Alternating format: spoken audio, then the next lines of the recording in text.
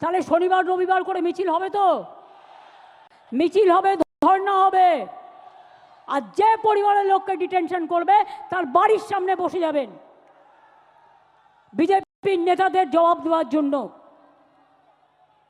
কথায় কথায় আমার বাড়ির সামনে যাওয়া, কথায় কথায় নবান্ন অভিযান, তাহলে কথায় কথায় আপনাদের নেতার বাড়ি অভিযান হবে না কেন বলুন এবার? আমরা তো এগুলো করিনি। আমি আগের বার বলেছিলাম বদলা নয় বদল চাই, তাই আপনাদের গায়ে কিচ্ছু হাত দিইনি, কেউ দেয়নি। তৃণমূল কংগ্রেস কর্মী মারা গেছে, হাজার হাজার তৃণমূল কংগ্রেসকে আপনারা মেরে ফেলেছেন, আমরা তাও হাত দিইনি। আর এবারে স্লোগানটা হবে জব্দ হবে, জব্দ হবে, স্তব্ধ হবে। এবং তোমাদের আমাদের দর্শন, তোমাদের বিসর্জন।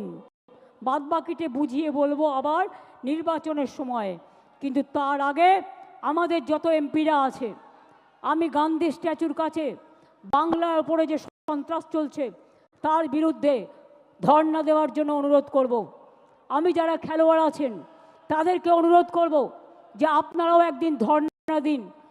আমাদের যারা সংস্কৃতি প্রেমিক মানুষ আছেন তাদেরও বলবো আপনারাও একদিন ধর্ণা দিন।